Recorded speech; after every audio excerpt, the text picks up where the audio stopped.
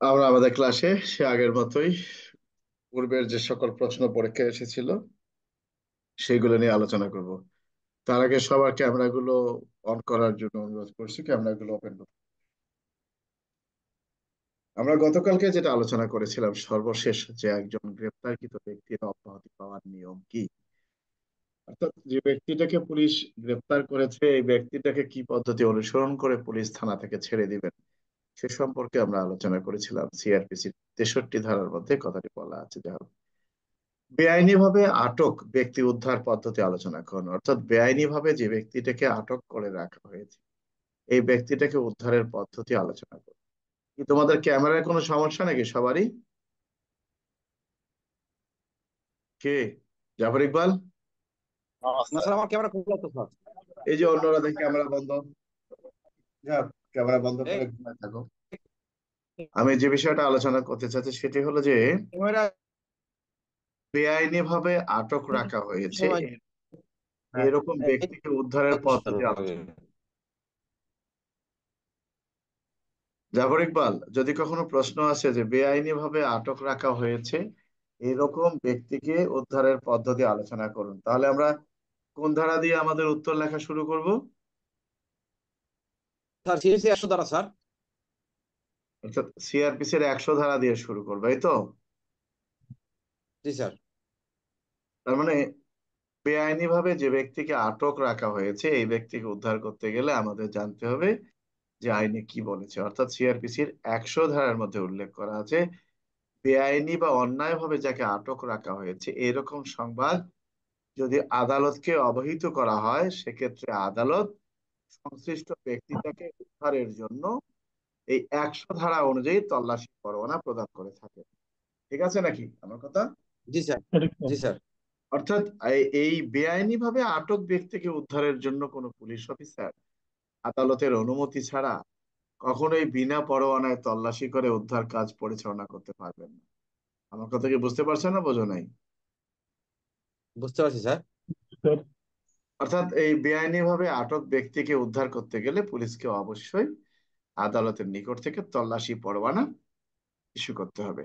তার মানে এই জাতীয় প্রশ্নের উত্তর আমরা শুধুমাত্র সিআরপিসির 100 ধারা দেব, আর কিছু আছে এখানে? স্যার জানার কোনো কিছু দেওয়ার সুযোগ নেই মনে হয়।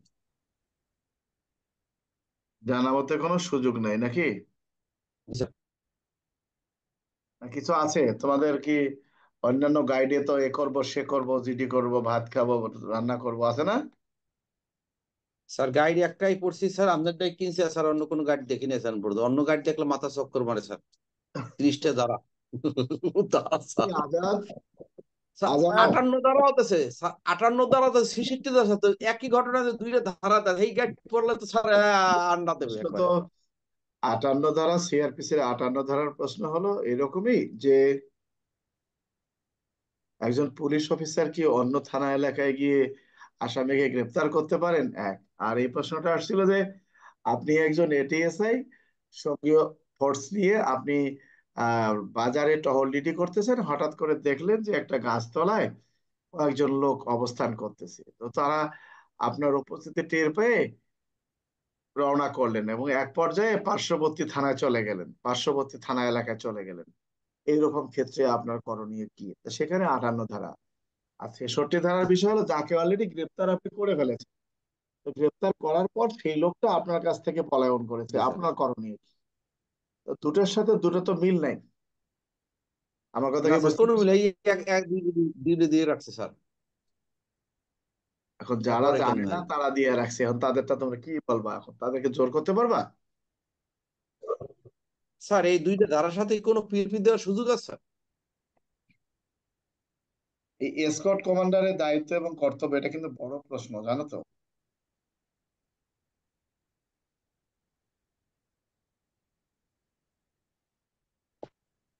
এসকর্ট কমান্ডারের দায়িত্ব এবং কর্তব্য এটা অনেক বড় প্রশ্ন, তাই না জাফর ইকবাল? জি স্যার, অনেক বড়। আচ্ছা, জমি জমা সংক্রান্ত বিরোধের ফলে শান্তি ভঙ্গের আশঙ্কা থাকলে সিআরপিসি অনুযায়ী পুলিশ অফিসারের করণীয় কি? কি ব্যবস্থা গ্রহণ করবেন সিআরপিসি অনুযায়ী? 145 ধারা অনুযায়ী নিকটতম ম্যাজিস্ট্রেটে জানাইয়া আদেশপত্র নিয়ে তারপর ব্যবস্থা নিতে হবে স্যার। কি করবেন আজাদ? আর জমি জমা সংক্রান্ত যদি কোনো আহ দেখা যাচ্ছে সে সিআরপিসি কোনো ধরনের গ্রেপ্তার করতে পারবে, যদি অন্য ক্ষেত্রে যদি স্যার শঙ্কা না এখানে থাকে। এখানে কথাটাই ভালো করে বোঝো। জমি জমা সংক্রান্ত বিরোধের ফলে, এটা এটিএস এর 2019 সনে আসছিল, জমি জমা সংক্রান্ত বিরোধের ফলে শান্তি ভঙ্গের আশঙ্কা থাকলে সিআরপিসি অনুযায়ী অফিসারের কাজ কি? এইরকম প্রশ্ন আসলে বুঝতে হবে 145 ধারা জারির ক্ষমতা তো কোনো পুলিশ অফিসারের নাই, আছে? না স্যার। আচ্ছা, তাহলে পুলিশ অফিসারের কাজ হবে শান্তি ভঙ্গের আশঙ্কা থাকলে সিআরপিসি অনুযায়ী ওই সকল ব্যক্তিকে সিআরপিসির 151 ধারা অনুযায়ী বিনা পরোয়ানায় গ্রেপ্তার করা এবং আদালতকে ওই ওই ওই বিষয়, অর্থাৎ ওই স্থানে ওই স্থানে শান্তি ভঙ্গ ঘটতে পারে মর্মে আদালতকে অবহিত করা। এর বাইরে আর কিছু নাই। আদালত কোন ধারায় জি দিবে না স্যার। দিবে আদালত বুঝবে। আমার কথা কি বুঝতে পারছো না বোঝো নাই? জি স্যার। কি রাকিব, অন্য কোনো ধারা আছে? গাইডে আছে স্যার, তবে আমরা ওই 151তেই স্যার বিনা পণ্যে গ্রেপ্তার থেকে থাকি স্যার, আর ম্যাজিস্ট্রেট আমি অবগত। আমি তোমাদের কথাটা বলি, ওইভাবে লিখলে তো হবে না, তোমাকে লিখতে হবে যে জমি জমা সংক্রান্ত বিরোধের ফলে যদি কোনো স্থানে শান্তি ভঙ্গের আশঙ্কা দেখা দেয়, তাহলে সংশ্লিষ্ট পুলিশ অফিসার এই ধরনের ব্যক্তিদেরকে সিআরপিসির 151 ধারা অনুযায়ী বিনা পরোয়ানায় গ্রেপ্তার করতে পারবেন। কথাটা কি বুঝতে পারছো আমার কথাটা? জি স্যার, বুঝতে পারছি স্যার। শোনো, এখানে যে বিষয়টা আমি তোমাদেরকে দেখাচ্ছি, দেখো 151-তে কি বলা আছে। বলা আছে এইরূপ অপরাধ অর্থাৎ কি, কোন পুলিশ কর্মকর্তা আমলযোগ্য অপরাধ সংগঠনের অভিসন্ধির কথা জানতে পারেন, অর্থাৎ আমলযোগ্য অপরাধ করবেন, তাহলে এই আমলযোগ্য অপরাধ করবে বলে জানতে পারলে তাদেরকে পরোয়ানা ছাড়াই গ্রেপ্তার করতে পারেন। আর এই যে 145 ধারা কথা যেটা বললো জাফর ইকবাল, আমি একটু পড়ে শুনে তোমাদেরকে। 145-এ অনেক কিছু স্থায়ী নিষেধাজ্ঞার বিষয় তো অনেকগুলো এখানে দেওয়া আছে। আচ্ছা, 145-এর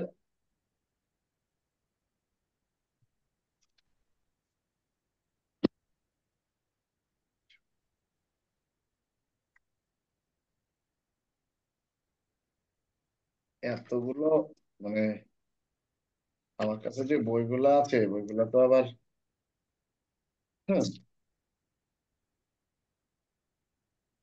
লয়ের স্টুডেন্টদের। আচ্ছা, জমি ইত্যাদি বিষয়ক বিরোধের ফলে শান্তি ভঙ্গের আশঙ্কা থাকলে পদ্ধতি বলা আছে, যখন কোনো জেলা ম্যাজিস্ট্রেট বা সরকার কর্তৃক এ উদ্দেশ্যে ক্ষমতাবান কোনো নির্বাহী ম্যাজিস্ট্রেট পুলিশ রিপোর্ট কিংবা অন্য কোনো ভাবে সংবাদ পান। তার মানে এখানে পুলিশের করণীয় কি সিআরপিসির? তো সিআরপিসির এই অনুযায়ী পুলিশ যদি শান্তি ভঙ্গের আশঙ্কা থাকে, তাহলে তাদেরকে যদি শুধু জানায় তাহলে কি ব্যবস্থা হবে কি? না স্যার। হ্যাঁ, ঘটনা এরকমই। এখানে বলা আছে জমি জমা সংক্রান্ত বিরোধের ফলে শান্তি ভঙ্গের আশঙ্কা থাকলে তাদেরকে পুলিশ বিনা পরোয়ানায় গ্রেপ্তার করবে না, এই বিষয়টি সংক্রান্তে আদালতকে অবহিত করতে পারবে। নাকি আর কিছু আছে? না স্যার। জান্নাতুল? হ্যাঁ, হ্যাঁ বলো। একটা প্রশ্ন ছিল স্যার, যেটা বললেন স্যার যে বেআইনি ভাবে আটক ব্যক্তিকে উদ্ধারের পদ্ধতি, মানে স্যার কি পদ্ধতি অনুসরণ করে, মানে তল্লাশি করে তাকে উদ্ধার করবেন? এই জিনিসগুলো কোনোদিনও আসবে না। তোমার ওই যে আমরা যেটা লিখি জিডি করব, ঘেরাও করব, এ করব না। এখানে প্রশ্ন বলছে বেআইনি ভাবে আটক ব্যক্তির উদ্ধারের পদ্ধতি আলোচনা, এই পদ্ধতিটা শুধুমাত্র সিআরপিসির 100 ধারায় বলা আছে যে মূলে তাকে উদ্ধার করতে হবে। বুঝতে পারছো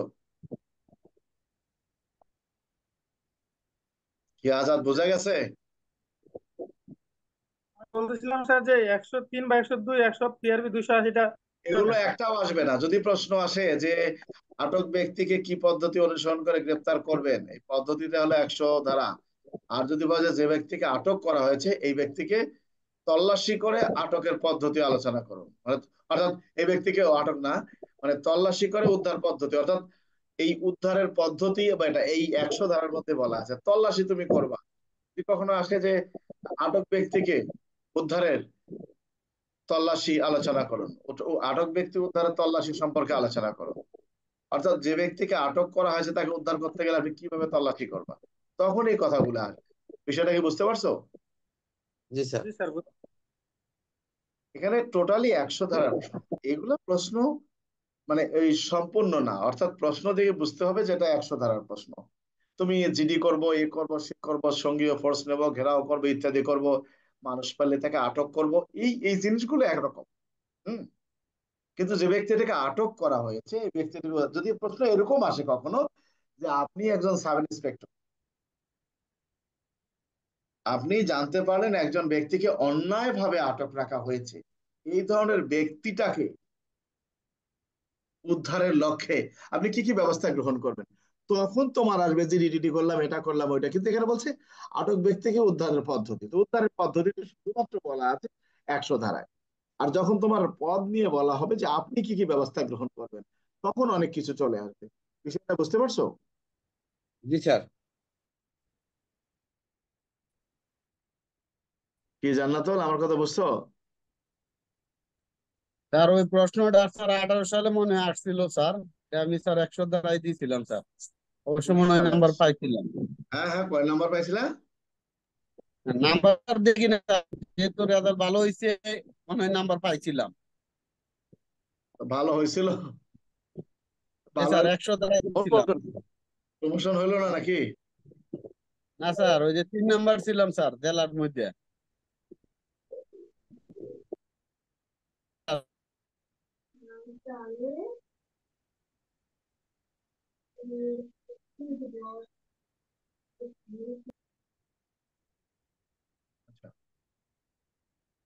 ক নামক ক একটি কুড়াল দিয়ে কাজ করতেছে, হঠাৎ কুড়ালটির বাট খুলে গিয়ে রাস্তায় দণ্ডায়মান ক্ষয়ের মাথায় আঘাত করে, ফলে খ মারা যায়।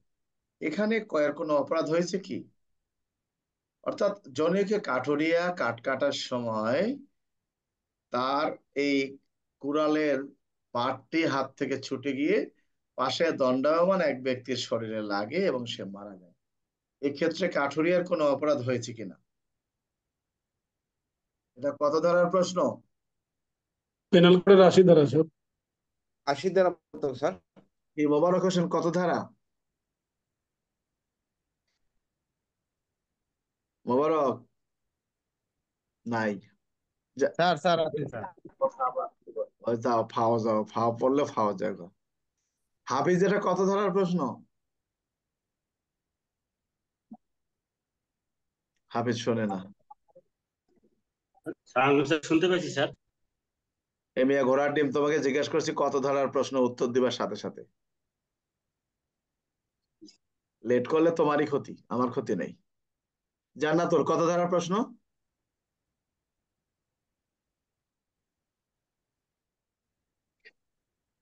প্যানেল কোডের 80 ধারা প্রশ্ন স্যার। এরকম প্রশ্ন উত্তরটা লিখবো কিভাবে আমরা, আজাদ? পেনাল করে 80 ধারায় উল্লেখ করা আছে স্যার যে আহ, যথাযথ সতর্কতার সহিত যদি কোনো ব্যক্তি কোনো কাজ করে থাকেন, তাহলে সেই কাজটি করার ফলে যদি কোনো ব্যক্তির মৃত্যু ঘটে, সেক্ষেত্রে তার কাজটি আইন। অপরাধ যদি সংগঠিত হয় সেক্ষেত্রে তার কোনো অপরাধ হবে না। 80 ধারার প্রশ্ন, ভালো কথা। আহ যে সকল ব্যক্তির কাজের বিরুদ্ধে, যে সকল ব্যক্তির কাজের বিরুদ্ধে আইনে কোনো শাস্তির বিধান নেই, সে সকল ব্যক্তির প্রতি দেহরক্ষার অধিকার প্রয়োগ করা যায় কি? কত ধারা? স্যার পেনাল কোডে স্যার 98 মোতাবেক ব্যবস্থা না যায় স্যার। অর্থাৎ পাগলের বিরুদ্ধে দেহরক্ষার অধিকার প্রয়োগ করা যায় কি? যদি যায় তাহলে কখন?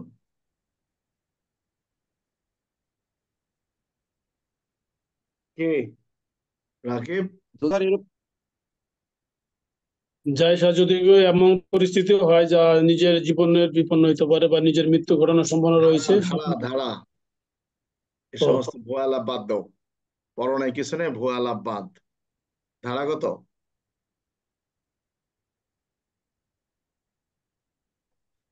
কিভাবে লিখবো এটা প্যানেল আমাকে 98 জন স্যার। উত্তরে লিখবো কিভাবে? 98 আমাদের উত্তরটা কিভাবে লিখবো, একটা উত্তর একটা যদি মুখস্থ না থাকে বই দেখে ফাও লিখতে লিখতে ফাওয়ে শেষ। আর যদি ওই যে তোমরা দারোগা হওয়ার জন্য লেখছো সেখানে যদি চলে আসে তাহলে তো কাম সারা।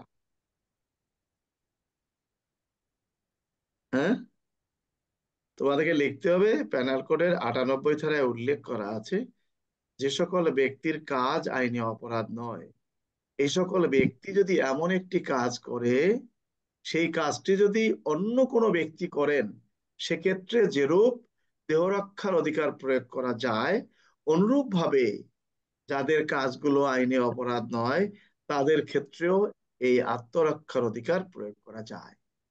সেটা বুঝতে পারছো জান্নাতুল? বুঝতে পারছি স্যার।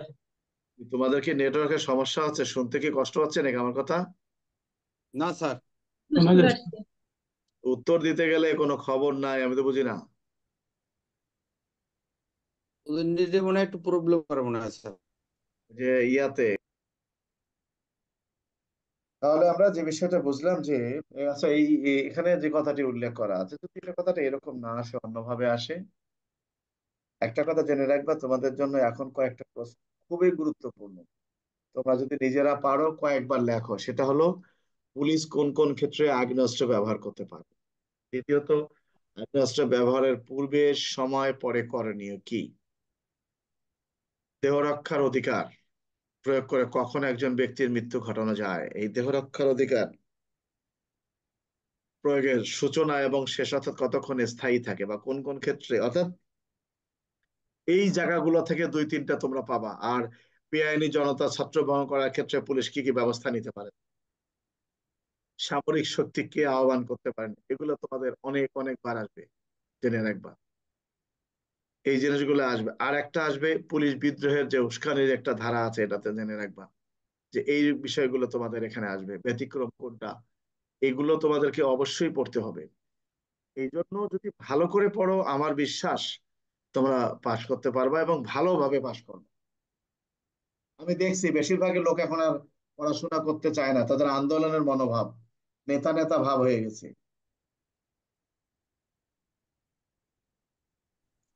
একটা বেয়াদব ছেলে আছে, আমি একটা কি জানি লিখলাম ওই সময়, মানে স্যার তো সম্বোধন দূরের কথা, মানে এমন ল্যাঙ্গুয়েজ ব্যবহার করলো মনে হয় যে আমি ওর সাথে ওর আন্ডারে চাকরি করি। তো এরকম অনেকগুলো আছে, এগুলো ওই বেয়াদবরা বেয়াদবই থাকে, বুঝতে পারছো এটার বিষয় না? তো তোমাদেরকে পড়াশোনা করতে হবে। তো এই জিনিসগুলো তোমরা নিজেরা নিজেরা লিখবা, বুঝছো? ওই সড়ক পরিবহন পরিবহনের চেয়ে এগুলোই বেশি আসবে, যে আপনি মিছিলে ডিউটি করতেছেন, এই ঘটনা ঘটলো ওই ঘটনা ঘটলো, অর্থাৎ তোমার বাস্তব অভিজ্ঞতার আলোকে প্রশ্নগুলো আসবে। আমার কথা কি বুঝতে পারছো তোমরা? জি স্যার। স্যার একটু প্রশ্ন ছিল স্যার। কি প্রশ্ন? স্যার এই যে 33 মানে প্রভিধান 33 জনসাধারণের সাথে পুলিশের মানে সম্পর্ক। সম্পর্ক, তো স্যার এই জায়গায় কি শুধুমাত্র 33 হবে না এর সাথে স্যার ওই যে 108 প্রভিধান 108 প্রভিধান এগুলো ভুয়া। 107? 108-এ বলছে সরকারের নীতির সমালোচনা করা যাবে না। সরকারের ভালো কাজ যেগুলো এগুলো সমালোচনা করতে পারবেন, যদি কোনো কাজ আপনার মনে হয় সরকার ভালো করতেছে না তার আপনি সমালোচনা করতে পারবেন, ওইটার সাথে স্যার এই এটা জায়গায় কিছু না। স্যার এখানে এই জায়গায় পুলিশ আরে আইনের বাবু, 23 বেশি বুঝতেছো কেন? প্রশ্ন স্যার আসছে, আরে আবার কথা বলছো কেন তুমি? প্রশ্ন আসছে জনসাধারণের সাথে পুলিশের সম্পর্ক, তাই না? অর্থাৎ জি স্যার। পাবলিকের সাথে কি ব্যবস্থা করলে জনগণের সাথে পুলিশের সম্পর্কটা উন্নতি হবে। 108 কি ওটা বলছে নাকি? কি না স্যার। এগুলো না বুঝে শুনে আবার উল্টাপাল্টা কথা বলে। ফাও কতগুলো গাইড বাইড পড়ে তো মানুষের গ্রুপে, এই জন্য সমস্যাটা। এখানে যদি কখনো প্রশ্ন আসে যে জনসাধারণের সাথে পুলিশের কিরূপ সম্পর্ক হওয়া উচিত বলে আপনি মনে করেন, পিআরবি 33 আর কিছু না। বা জনসাধারণের সাথে অর্থাৎ কি পন্থা অবলম্বন করলে পুলিশ এবং জনগণের সাথে সুসম্পর্ক বজায় রাখবে, সেটাও পিআরবি 33। এখানে অন্য কোনো আসার কিছু সুযোগ নেই। বলো স্যার, কি বলবো এখন? আচ্ছা স্যার ঠিক আছে স্যার বুঝতে পারছি স্যার। বুঝতে পারছো কি? এগুলো তো বোকা শুনে আইছো। কারণ পিআরবি 108-এ বলা আছে সরকারের নীতির সমালোচনা করা যাবে না। তো সেখানে কি পাবলিকের কথা উচ্চারণ করা হয়েছে কোনো? না তুমি স্যার, না স্যার স্যার। ওটার সাথে স্যার এটা আর তুমি স্যার স্যার আর একটু জ্বালামো স্যার।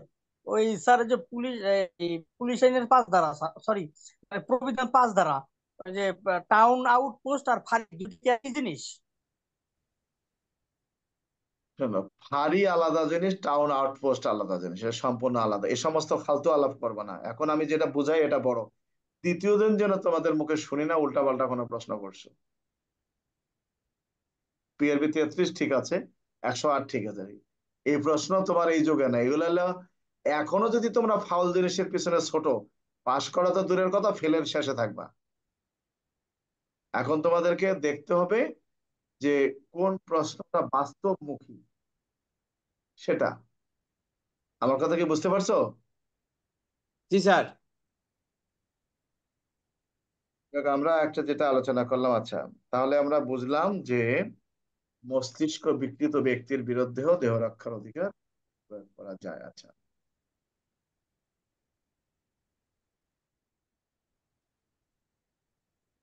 আচ্ছা, আঘাত কাকে বলে এবং গুরুতর আঘাতের কি কি বিষয়ে উল্লেখ থাকে? আচ্ছা এটা, এই প্রশ্নটা একটা কথা আমরা বলিনি যে আঘাত কাকে বলে। আঘাত কাকে বলে কত ধারায় বলা আছে প্যানাল কোডের? স্যার প্যানাল 300 কোডের 319 দ্বারা স্যার আঘাত কাকে বলা গুরুতর বলে। আঘাত।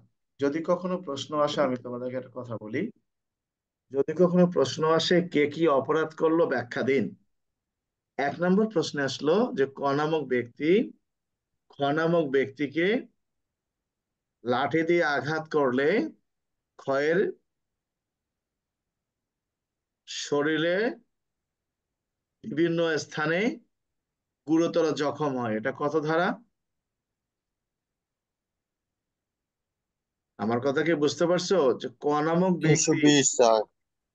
আরে কি ঘোড়ার ডিম, ক নামক ব্যক্তি খ নামক ব্যক্তিকে লাঠি দিয়ে এমন আঘাত করে ফলে ক্ষয়ের শরীরের বিভিন্ন স্থানে রক্তাক্ত জখম হয়।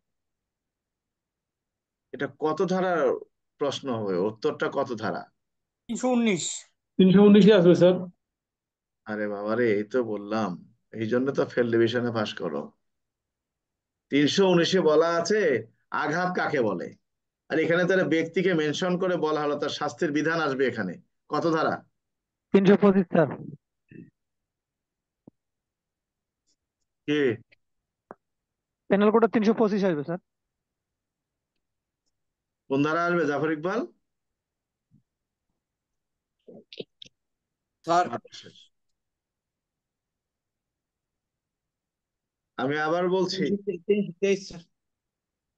সঠিক উত্তর কে, কে বললা এটা? আমি বললাম স্যার 323 শাস্তি স্যার। সঠিক উত্তর 323 হবে, কারণ এখানে 320-এ যদি আসতে হয়, গুরুতর আঘাতের শাস্তি যদি আসতে হয়, তাহলে এখানে বলা থাকবে যে তার লাঠির আঘাতে হাতটা দ্বিখণ্ডিত হয়ে যায়, বা হাতের একটি অঙ্গ বা শরীরের একটা অঙ্গ দ্বিখণ্ডিত হয়ে যায়, বা মুখমণ্ডল বিকৃত, অর্থাৎ 320 ধারায় যে বিষয়টি উল্লেখ করা আছে সেটা থাকবে। তা প্রশ্ন তো সেটা বলা নাই, তাহলে বুঝতে হবে যে তোমার এখানে সমস্যাটা কোথায়। আবার এখানে এমন হতে পারে যে ক নামক ব্যক্তি ক্ষয়ের সাথে তর্কাতর্কির এক পর্যায়ে তার মুখে ঘুষি দেয়, ফলে তার দাঁত পড়ে যায়। এটা কোন ধারার অপরাধ? অঙ্গহানি স্যার হলো 320। হ্যাঁ, এখানে 325 হবে। 320 হবে কেন বাবা? আর তার সংজ্ঞা, 325। এ তো ঘোড়ার ডিম বুঝে না। ওটা হলো 325। সংজ্ঞা। 320 হলো সংজ্ঞা। এখানে তো কে কি অপরাধ করলো ব্যাখ্যা দিল, তো 320 যাচ্ছ কেন তুমি? বুঝছি স্যার। অর্থাৎ 320-এ হলো গুরুতর আঘাত, সেটা 325-এ যে গুরুতর আঘাতের শাস্তির কথা বলা আছে সেটাও 320-এর উদাহরণ। 325-এ কোনো অস্ত্রের কথা বলা নাই, আর 326-এর ক্ষেত্রে বলা আছে মারাত্মক বা বিপজ্জনক অস্ত্র দ্বারা গুরুতর আঘাত। এবং এই মারাত্মক বা বিপজ্জনক অস্ত্র দিয়ে গুরুতর আঘাতের শাস্তি 326, যদি কিনা উল্লেখ থাকে সেই গুরুতর আঘাতের ফলে কোনো অঙ্গহানি হয়েছে। কিন্তু যদি প্রশ্ন আসে খ নামক ব্যক্তিকে তার হাতে থাকা ছোরা দিয়ে আঘাত করলে কয়ের শরীরের বিভিন্ন স্থানে রক্তাক্ত গুরুতর জখম হয়, এক্ষেত্রে কয়ের অপরাধ কি? সবাই লাফ দিয়ে চলে যাবে 326, কিন্তু উত্তরটা 326 হবে না, 324 হবে। কারণ 326 হতে গেলে অবশ্যই প্রশ্নের মধ্যে উল্লেখ করতে হবে শরীরের একটা অঙ্গহানি হয়ে গেছে, অঙ্গহানি স্যার। দৃষ্টিশক্তি নষ্ট হয়ে গেছে, দাঁত পড়ে গেছে, মুখমণ্ডল বিকৃত হয়ে গেছে। বিষয়টা বুঝতে পারছো? জি স্যার। ঠিক স্যার। এই জিনিসগুলো তোমাদেরকে বুঝতে, এটা একটা টেকনিক, একটা প্রশ্ন বোঝার জন্য। বলছে যে গুরুতর আঘাত কাকে বলে? গুরুতর আঘাত প্যানাল কোডের 320 ধারাতে গুরুতর আঘাতের সংজ্ঞা দেওয়া হয়েছে, এই বিষয়গুলোকে গুরুতর আঘাত বলে। কিন্তু যদি প্রশ্নের মধ্যে উল্লেখ করা থাকে যে কনামক ব্যক্তি খনামক ব্যক্তিকে ছোরা দিয়ে আঘাত করলে তার শরীরের বিভিন্ন স্থানে গুরুতর জখম হয়, তাই বলে কিন্তু সেই গুরুতর আঘাতের যে শাস্তি সেটা কিন্তু আসবে না। বিষয়টাকে বুঝতে পারছো? জি স্যার। জি স্যার। অর্থাৎ 326 ধারা আসতে গেলে অবশ্যই অঙ্গহানি হইতে হবে, অঙ্গহানি হইতে হবে স্যার। আর 325 আসতে গেলেও অঙ্গহানি হইতে হবে। জি 323 স্যার। আসতে গেলে অঙ্গহানির প্রয়োজন নাই, 324 আসতে গেলে অঙ্গহানির প্রয়োজন নাই। যতই বলা থাক গুরুতর আঘাত করে লাটার ফাটার বানাই দিছে, কিন্তু যতক্ষণ পর্যন্ত বলে নাই তার হাত দ্বিখণ্ডিত হয়ে গেছে, আঙ্গুল দ্বিখণ্ডিত হয়ে গেছে, কান ছিঁড়ে গেছে, ততক্ষণ পর্যন্ত গুরুতর 326 আসার সুযোগ নেই। আমার কথা কি বুঝতে পারছো? জি বুঝতে স্যার। পারছি স্যার। নিশ্চয়ই বোঝো। আচ্ছা, আসামির পলায়ন প্রতিরোধে আপনার করণীয় কি? আসামি যাতে পালিয়ে যেতে না পারে সে লক্ষ্যে আপনার করণীয় কি? 330 না স্যার, পিআরবি। 330 আর কি হবে এখানে? 328 হবে স্যার। হ্যাঁ হ্যাঁ, 328 হবে স্যার। কে কি বলো বুঝি না। এই এই এই জন্যই বলি ক্যামেরা গুলো ওপেন করতে। এগুলো আছে শুইয়া, নইলে আছে উল্টা পাল্টা ভাবে বসে, পড়ার কোনো নাই, ক্যামেরা এক জায়গায় এরা আর এক জায়গায়, এই হলো অবস্থা। স্যার আমি সোহেল 328 330। 328 328 কোন জায়গায় বলা আছে? কি করতে হবে? আসামির পলায়ন রোধ করবে কি করতে হবে? আসামের আসামের স্যার পিআরবি 328 উল্লেখ করা আছে আসামের বলো। পলায়ন রোধ করবে স্যার। হাজতখানার দরজা জানলা ঠিক মতো আছে নাকি, ভাঙা টোঙ্গা আছে নাকি দেখতে হবে স্যার। আর 330-এ? 330-এ কি বলা আছে বলো? পিআরবি 330 উল্লেখ করা আছে স্যার, আসে পলায়ন রোধ করবে স্যার, হাত করা এবং রশি ব্যবহার করতে হবে স্যার। বক্তব্যটা হলো যে আসামির পলায়ন রোধ কল্পে যতটুকু কড়াকড়ি করা এর অতিরিক্ত করা যাবে না, এই তো নাকি? জি জি স্যার। স্যার। অর্থাৎ আসামির পলায়ন রোধ কল্পে যদি আসামিটি জামিনের অযোগ্য অপরাধে অভিযুক্ত হয়ে যায় সেক্ষেত্রে হাত করা বা রশি ব্যবহার করা যাবে, এই তো নাকি? জি স্যার। আর যদি হাত করা রশি ব্যবহার করা না হয় সেক্ষেত্রে কি করা যাবে? অর্থাৎ আসামির পলায়ন রোধ কল্পে যতটুকু আহ শক্তি প্রয়োগ করা প্রয়োজন বা যতটুকু কড়াকড়ি করা প্রয়োজন এর অতিরিক্ত করা যাবে না, এটাই তো নাকি? জি জি স্যার। স্যার। যাক, বুঝতে পারছি। এখন পুলিশ কনস্টেবল কখন বিনা পরোয়ানায় তল্লাশি করতে পারেন? পুলিশের স্যার পুলিশের 23 ধারা বিষয় 23 দ্বারাই। সিআরপিসি 7। কখন পারেন একজন কনস্টেবল বিনা পরোয়ানায় তল্লাশি? পুলিশের 23 ধারা 23 ধারা উল্লেখ করা আছে স্যার। এদের কনস্টেবল তখনই পাবে যখন স্যার দায়িত্ব কর্তব্য নিয়োজিত আছে স্যার। হ্যাঁ। তখন যে কোনো শরাবখানা বা জুয়া আড্ডায় সংযুক্ত লোকদের সমাগমে বিনা পরোয়ানা প্রবেশ করে তল্লাশি করতে পারবে স্যার। আর আর সিআরপিসি 47 ধারা উল্লেখ করা আছে স্যার। এখানে হ্যাঁ, অর্থাৎ গ্রেপ্তারি পরোয়ানা বলে তিনি যাকে গ্রেপ্তার করতে গেছেন এই আসামিটা গ্রেপ্তার এড়ানোর জন্য পলায়ন করে যেখানে প্রবেশ করেছেন উক্ত স্থানে একজন পুলিশ অফিসার বিনা পরোয়ানায় প্রবেশ করে তো তল্লাশি করতে পারবেন, এই তো নাকি? জি জি স্যার। স্যার। তার মানে একজন কনস্টেবল এই পিআরবিতে কিছু বলা নাই, এখানে উল্লেখ করা আছে সিআরপিসি তে যেহেতু নির্দিষ্ট করে কোনো র্যাঙ্কের কথা বলা হয়নি সেক্ষেত্রে। মানেটা হলো যে একজন পুলিশ কনস্টেবল দুটো ক্ষেত্রে পারেন। পুলিশ আইনের 23 ধারায় যে সকল বিষয়কে তার দায়িত্ব এবং কর্তব্য হিসেবে উল্লেখ করা হয়েছে, এই সকল দায়িত্ব এবং কর্তব্য পালনকালে একজন পুলিশ অফিসার, দুঃখিত, একজন পুলিশ কনস্টেবল বিনা পরোয়ানায় তল্লাশি করতে পারবেন। কোন স্থান? উচ্ছৃঙ্খল চরিত্রের লোকজন যেখানে সমাগম আছে সেখানে, মদের আড্ডাখানা, জুয়ার আড্ডাখানা, এই তো নাকি? জি স্যার। আচ্ছা।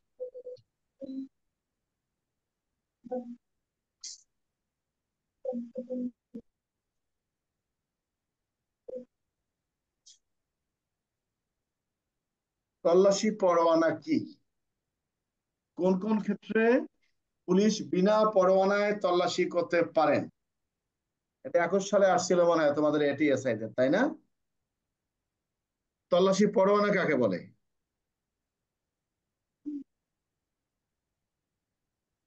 হ্যাঁ, তল্লাশি পরোয়ানা কাকে বলে? কি জাফর ইকবাল, রাজলক্ষ্মী, ইয়া দীপ্তি, তল্লাশি পরোয়ানা কাকে বলে? দীপ্তি জানো? নাই? কি কিছু বলার আছে? বলো। হ্যাঁ জাফর ইকবাল বলো। স্যার হ্যাঁ, ওটা কিছু বললেন তো স্যার। তল্লাশি পরোয়ানা বলতে কি বুঝেন? এটা স্যার ধারা হবে কি? ফৌজদারি কার্যবিধি আইনের 103 এবং সিআরপি 280 আচ্ছা, এর স্টপ মূলে। স্টপ, বুঝতে পারছি। রাকিব, স্যার তল্লাশি পরোয়ানা বলতে কি বুঝেন? করোনা বলতে বোঝাই স্যার, তল্লাশি পরোয়ানা বলতে কি বুঝেন? তল্লাশি পরোয়ানা বলতে বুঝি সিআরপিসি 96, 98, 99 শেষ শেষ কয়েকশো ধারা মোতাবেক। শেষ, এই ফাও কথার বাদ দাও। মোবারক, এই আজাদ, তল্লাশি পরোয়ানা বলতে কি বুঝেন? তল্লাশি পরোয়ানা বলতে বোঝায় স্যার আদেশনামা বা হুকুমনামা স্যার। বুঝলাম, তল্লাশি পরোয়ানা কি? আরেকটা হচ্ছে তল্লাশি পরোয়ানা শোনো, এগুলো তো আসলে সিআরপি পড়তে হবে। 280 বিধায় শোনো, অনুযায়ী। কোনো আসবে না। তল্লাশি পরোয়ানা বলতে ওই পরোয়ানাটাকে বোঝায় যে পরোয়ানা বলে একজন পুলিশ অফিসার কোনো কিছু উদ্ধারের লক্ষ্যে অভিযান পরিচালনা করতে পারেন। এ তো কোনো ধারা নাই, তল্লাশি তো পরোয়ানা কোনো কিছু নাই। 96, 98 এটা কার কাছে শিখছো তুমি? কোন আইনে আছে তল্লাশি পরোয়ানা কি? উত্তরটা হবে যে তল্লাশি পরোয়ানা বলতে ওই পরোয়ানাকে বোঝায় যে পরোয়ানা বলে পুলিশ কোনো কিছু উদ্ধারের লক্ষ্যে অভিযান পরিচালনা করেন। তল্লাশি পরোয়ানার আবার ধারা কোথায় পেলে তুমি? হ্যাঁ, 96, এই যে কইলাম তো, ফাও পড়তে পড়তে জান শেষ। তল্লাশি পরোয়ানার কোনো ধারা নাই, জেনে রাখবা। এখন অনেকেই 96, 98, 100 মুক্ত মুখে ভুয়া। মূলত তল্লাশি পরোয়ানা, যে পরোয়ানা দিয়ে তল্লাশি করা যায় সেই পরোয়ানাটাকে বলা হয় তল্লাশি পরোয়ানা। বিষয়টা বোঝা গেছে হাফিজ? জি স্যার। বুঝতে পারছি স্যার। এই ফাও পয়রা পয়রা, বুঝছো, ফাও খাইতে ফাও পড়তে পড়তে জানছে। আচ্ছা, একজন পুলিশ অফিসার কোন ক্ষেত্রে বিনা পরোয়ানায় তল্লাশি করতে পারেন? কোন ক্ষেত্রে পারেন?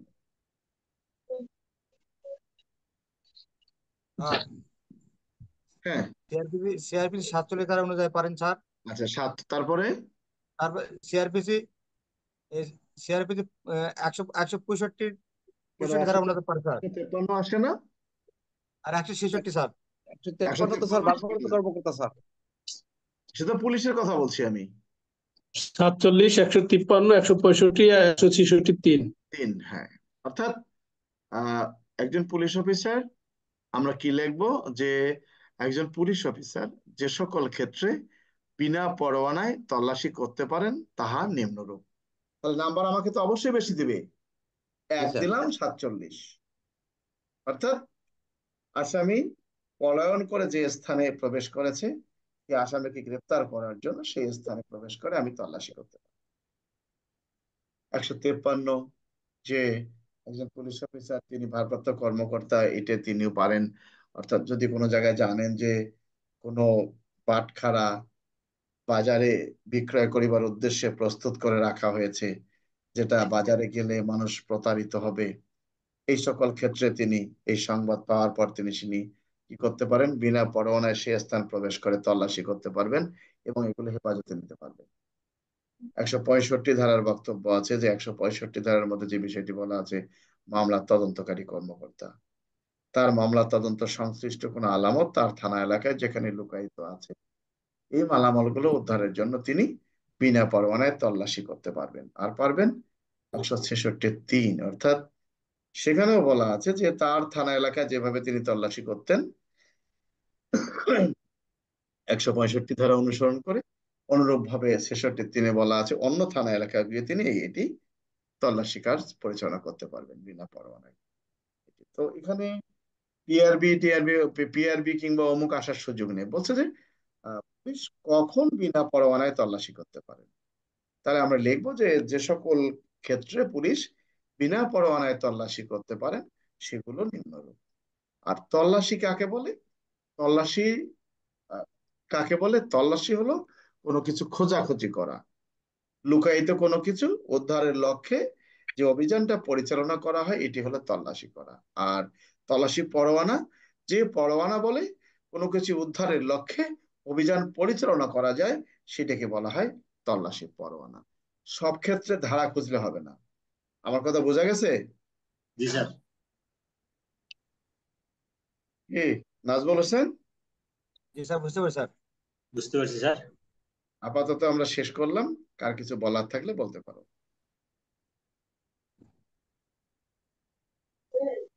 কি কারো কিছু বলার আছে? সামেদুল তো পাইলাম না। সামেদুলের আবার পোস্টিং হয়েছে কোনটা? সামিদুল মানে ছুটি গেছে স্যার, ওকে আমি রোল কলেও দেখি নাই। আমি বিদুল স্যার, নেট নাই করে স্যার, নেট নাই স্যার, আমার ফোন দিছিল স্যার, নেট প্রবলেম স্যার। এখানে দেখি কনস্টেবলের অনেক পোস্টিং হয়েছে ডিএমপি থেকে বিভিন্ন জায়গায় বিভিন্ন রেঞ্জে। বেশিদের স্যার বরিশালে ঢুকেছে বেশিরভাগ, বন্যপ্রাসদ আছে। ওই যে বেশিরভাগই ওই গন্ডগোল আলাগুলা, বুঝতে পারছো? মিছিল করছে না? জি স্যার। এখানে বহু আছে, বহু বহু আছে। বলছিলাম কে কার কথা শুনে। এদের সমস্যা হবে না স্যার পরে চাকরি? অনেক কিছু হবে। আমাদের জেলা স্যার স্যার। আমি তো স্যার কোনো ভিডিও ফুটেজে নাই, আমি তো এপিসি ড্রাইভার, আমার কিছু হবে নাকি স্যার? আচ্ছা, আল্লাহ বর্ষা যাওয়া হবে, দেখা যাবে। আর গাড়ির কারো কিছু চাকা ঠিক আছে? আর কারো কিছু বলার আছে? না স্যার, কিছু বলার নেই স্যার। কেউ কিছু বলবা তোমরা? না স্যার। কয়টা আদেশ হয়েছে দেখা যাচ্ছে? অনেকগুলা বিজ্ঞপ্তি হয়েছে দেখা গেল।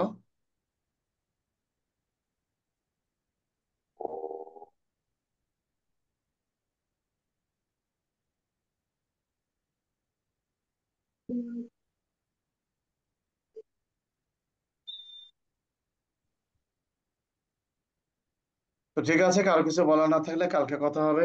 পরীক্ষা যেহেতু সামনে, আমি অনুরোধ করবো সবাইকে মূল বইয়ের বিষয়গুলো পড়তে। গাইড স্টপ এখন, নইলে বই খুঁজে পাবা না। বইয়ের মধ্যে একটু সম্পৃক্ত তৈরি করো, তৈরি করো যে কোন পৃষ্ঠায় কি আছে। আবার ওখানে আবার নোট টোট ঢোকাবা না, তাহলে কিন্তু বিপদে পড়বা। তোমাদের আল্লাহ দিলে ভালোই রেজাল্ট তোমরা করতে পারবা। ঠিক আছে, সবাই ভালো থাকো। আর যেটা বললাম একটা তোমরা। কথা ছিল হ্যাঁ বলো ভাই, বলো। স্যার, আমার তো ডিএমপি তে পোস্টিং হয়েছে, তো আমরা তো সিসি আজকে নিছি, তো আমাদের 10 তারিখে হাজির। তা আমরা ওখানে গেলে স্যার পরীক্ষা কিভাবে হবে স্যার? ওই পরীক্ষার সময় ওই যে তোমাদের সিসিতে যেন লিখে দেয় যে তুমি বিভাগীয় পরীক্ষায় অংশগ্রহণ করিবার নিমিত্তে আবেদন করেছো, বুঝতে পারছো? স্যার, জি রিজের স্যার। দিন একটা যেতে হবে। স্যার হ্যাঁ হ্যাঁ। এই জান্নাতাপুর স্যার খুব ভাগ্য ভালো স্যার, ডিএমবি পোস্টিং হয়েছে স্যার, ওখানে ক্যাম্পিং আর প্যারেডে ফুল নাম্বার দেয় স্যার। আ- আমার পোস্টিং হলে তো আমি আল্লাহর কাছে শুকরিয়া জানাতাম স্যার। যাও, আল্লাহ ভরসা, দেখ আল্লাহ কার কখন কি রাখে। ঠিক আছে জান্নাতুল, আমি রাজারবাগে ডিএমপি তে এসে পরীক্ষা দিতে হবে না আবার ঝালকাঠি আসতে হবে স্যার? না, তোমার পরীক্ষার জন্য তোমাকে ঝালকাঠি ছাড়তে পারে, এরকম একটা পরীক্ষা তো ওখানে হবে, তুমি তো আবেদন করছো ওখানে। ঝালকাঠি করছি স্যার। হ্যাঁ হ্যাঁ হ্যাঁ, তোমার বরিশাল রেঞ্জে এসে পরীক্ষা দিতে হবে। যাও, কর্তৃপক্ষ বলবে, সমস্যা হবে না। ঠিক আছে, ভালো থাকবা, সবাই ভালো থাকো। ধন্যবাদ সবাইকে। আসসালামু আলাইকুম স্যার।